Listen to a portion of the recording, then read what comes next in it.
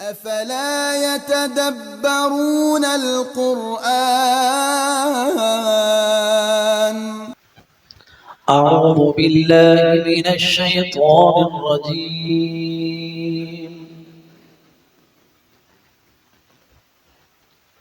أعوذ بالله من الشيطان الرجيم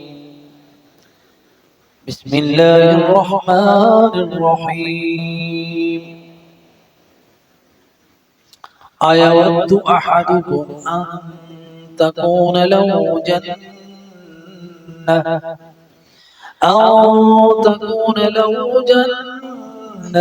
من نخيل وأعناب تجري من تحتها الأنهار له فيها من كل الثمرات وأصابه الكبر وله ذرية ضعفاء فأصابها إعصار فيه نار فاحترقت كذلك يبين الله لكم الآيات لعلكم تتفكرون. آئی حمزہ استفہام کے لیے کیا یودو فعل مضارع چاہتا ہے، اسی سے لفظ ہے مودہ چاہت، اسی سے لفظ ہے اللہ کے اسماء میں سے ودود چاہنے والا. ایودو کیا چاہتا ہے، احدکم تم میں سے کوئی بھی، ان کہ تکون لہو ہو لہو اس کے لیے جنتن گھنا باغ من نخیل کھجوروں میں سے وَأَعْنَابٍ اور انگوروں میں سے.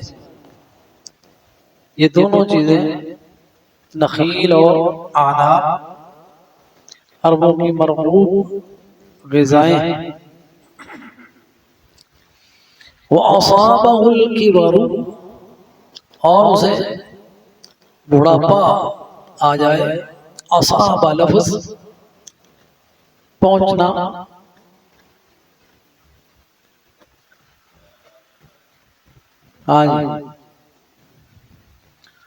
من نخیل کھجوروں میں سے وَأَعْنَابٍ اور انگوروں میں سے، یعنی انگوروں کے باغ اور کھجوروں کے باغ تجری بہ رہی ہیں. فعل مضارع ہے جرا یجری جریان بہنا، من تحتها اس باغ کے نیچے سے، الانہار نہر کی جمع انہار نہریں، لہو فیہا اس میں، لہو اس کے لیے، فیہا اس میں، من کل ثمرات ہر طرح کے پھل ہیں. باغ کھجوروں کے ہیں، انگوروں کے ہیں، اور بھی اس میں ہر طرح کے پھل ہیں. وَأَصَابَهُ الْكِبَرُ اور اسے بڑھاپا آن لیتا ہے، پہنچ جاتا ہے. اصابہ کا معنی ہوتا ہے پہنچ جانا. مصیبت چونکہ پہنچ جاتی ہے انسان کو پکڑ لیتی ہے، اس لیے اس کو مصیبہ کہا جاتا ہے. وہ لفظ اصابہ سے ہی مصیبہ، اذا اصابتہم مصیبہ پکڑ لیتی ہے مصیبت. تو وَأَصَابَهُ الْكِبَرُ اور پہنچ جاتا ہے اس کو الکبر بڑھاپا، بڑی عمر. کبر بڑی عمر کو کہتے ہیں، اسی سے کبیر ہے بڑا. وَلَهُ اور اس کے لیے ذُرِّيَّةٌ بچے ہیں، اولاد ہے، ذریت. ضعفاء کمزور، ضعیف کی جمع ضعفاء کمزور ناتواں. فَأَصَابَهَا بس وہ پھر اصابہ لفظ آ گیا، پہنچ جاتا ہے اس کو، اس باغ کو. اعصار، اعصار، اعصار وہ شدید آندھی جو واو رولے کی صورت میں ہو. پنجابی جو واو رولا کہتے ہیں، اردو میں بگولا کہتے ہیں، جس دائرے کی شکل میں اوپر تک جا رہے ہوتے ہیں، سب چیزوں کو اپنے ساتھ لے کے اوپر چلے جاتے ہیں، وہ اعصار ہے. شدید آندھی، تیز آندھی جس میں واو رولے ہو. فیہ نار، اس تیز شدید آندھی کے اندر نار آگ ہے. فاحترقت، بس وہ آگ اس باغ کو جلا دے. کذالک، اسی طرح یبین، بیان کرتا ہے اللہ، اللہ تعالی، لکم، تمہارے لیے، الآیات، نشانیاں، لعلکم، تاکہ تم تتفکرون، غور و فکر کرو. اب جو بھی قرآن میں مثال بیان ہوتی ہے اس پہ غور و فکر کریں. یہ تمہارے لیے بیان ہوئی ہے. اب اللہ سبحانہ و تعالیٰ پوچھتے ہیں کیا تم میں سے کوئی یہ چاہے گا کہ اس کا باغ کھجوروں کا، انگوروں کا، اور اس کے نیچے نہریں بہہ رہی ہوں، اور اس کے باغ کے اندر ہر طرح کے پھل اور فروٹ، یہاں تک تو بات ٹھیک ہے، لیکن اب وہ پوری زندگی مزے میں گزر رہی ہے.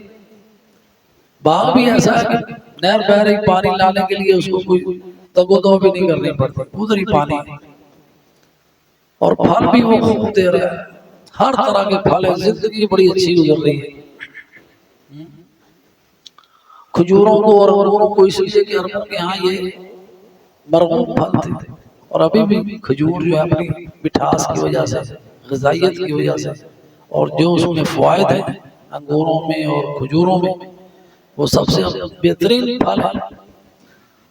اور ایسا شخص کس قدر خوشحالی میں رہ رہا ہے، لیکن اب وہ اپنی زندگی کے آخری مرحلے پر پہنچ گیا ہے.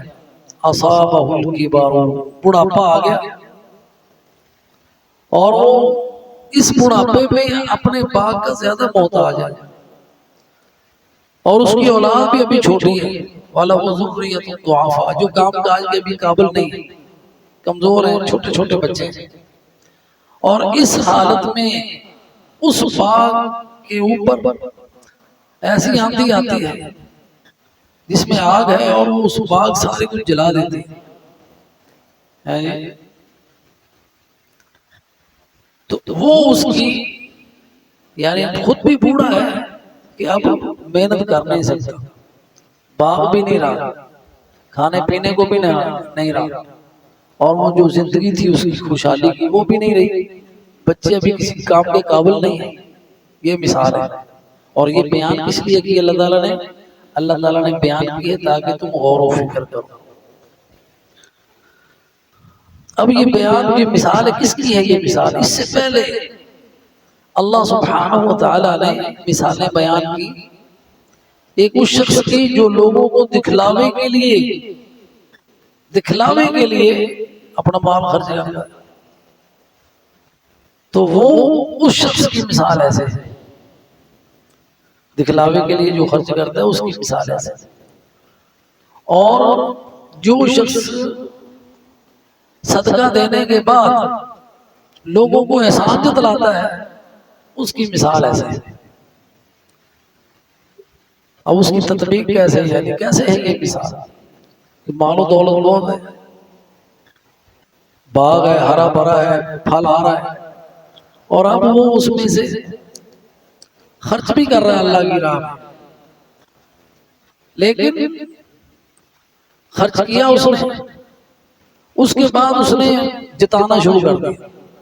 جب خرچ کیا اللہ تعالیٰ کے یہاں اس کا لکھا گیا، اب جب اس نے اس کو احسان جتلانا شروع کیا تو وہ احسان جتلانا ایسے ہی ہے جیسے آندھی چلی اور اس کے سارے کیے کرائے پہ پانی کیا آگ ہی پھیٹ گئی، سارا کچھ برباد ہو گیا.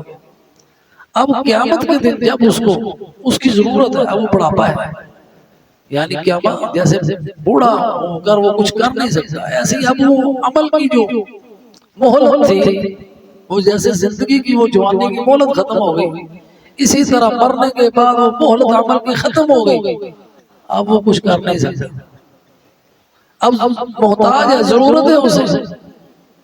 اور قیامت کے دن انسان کو اپنے اعمال کی ضرورت ہوگی، لیکن جو کچھ اس نے کیے تھے وہ تو من اور عذاب اور ریاکاری سے وہ تباہ کر بیٹھا، اب وہ اس کے کسی کام کے نہیں۔ تو یہ مثال ہے۔ اور اس لیے حضرت عمر کے بارے میں آتا ہے کہ انہوں نے صحابہ سے پوچھا کہ اس آیت کو تو کیا سمجھتے تھے، کیا سمجھا اس آیت سے؟ تو انہوں نے کہا واللہ اعلم۔ حضرت عمر اس جواب پر ناراض ہوئے، کہتے ہیں اس بارے میں یہ علم ہے اللہ تعالیٰ کی طرف سے، آیت ہے، یا کو ہمیں پتا یا کو نہیں پتا، واللہ اعلم تمہارا جواب اس بارے میں درست نہیں۔ تو پھر انہوں نے ابن عباس سے پوچھا کہ تمہارا کیا خیال ہے؟ اور حضرت عمر جو تھے رضی اللہ تعالی عنہ، حضرت عبداللہ ابن عباس کو بڑی اہمیت دیتے تھے، اور وہ چھوٹی عمر کے تھے۔ حضرت ابن عباس سے پوچھا اذا جاء نصر اللہ والفتح، اس صورت کے بارے میں تمہارا کیا خیال ہے؟ پہلے صحابہ سے پوچھا، سب نے کہا کہ جو ظاہری معنی ہے کہ اللہ تعالیٰ کی نصرت آ گئی، لوگ فوج در فوج اسلام میں داخل ہو گئے، فتوحات آ گئی۔ پھر ابن عباس سے پوچھا تم نے اس صورت سے کیا سمجھا؟ تو انہوں نے کہا اس صورت کے اندر نبی صلی اللہ علیہ وسلم کی وفات کی خبر ہے۔ تو حضرت عمر نے آخیا میرا بھی یہی خیال ہے۔ تو یہ جو تفسیر ہے، یہ فہم جو ہے قرآن کا، وہ حضرت عبداللہ ابن عباس کو اللہ تعالیٰ نے دیا، اور نبی صلی اللہ علیہ وسلم کی دعا تھی آپ کے لیے۔ تو جب ان سے پوچھا گیا کہ اس آیت کے بارے میں آپ کیا سمجھتے ہیں، حضرت عمر رضی اللہ تعالیٰ عنہ پوچھتے، تو انہوں نے کہا میرے خیال میں اس میں ایک چیز ہے، اور وہ یہ کہ جب ساری عمر انسان نیکی کے اعمال کرتا رہا اور آخری عمر میں اس کے اوپر ایسا شیطان مسلط ہوا کہ وہ گناہوں میں ایسا ملوث ہوا کہ اس کی پورے نیکیاں برباد ہو گئی، اور پھر وہ جنت کا ایندھن بن گیا۔ یہ ہے مثال الشخص۔ وہ جو جنات من نخیل وعناب تھی، وہ نیکیاں تھی، زندگی میں جو کرتا رہا اور اس سے مستفید ہوتا رہا، اور پھر جو اعصار آیا، جو آندھی آئی، جو طوفان آیا، جس میں آگ تھی، وہ شیطان جو اس کے اوپر مسلط ہوا اور اسے جنت میں لے گیا۔ یہ ہے وہ مثال۔ اور اللہ سبحانہ وتعالی یہ مثالیں بیان کرتا ہے، کذالک یبین اللہ، اللہ تعالیٰ اسی طرح مثالیں بیان کرتا ہے، لعلکم تتفکرون، تاکہ تم غور و فکر کرو۔ اللہ تعالیٰ سے دعا ہے کہ اللہ سبحانہ وتعالی ہمیں مرتے دم تک نیک اعمال کی توفیق عطا فرمائے، اور برائیوں سے ہمیں بچا کے رکھے، تاکہ ہماری یہ محنت آخرت میں ہمارے کام آئے۔ آمین۔ وآخر دعوانا ان الحمد للہ رب العالمین۔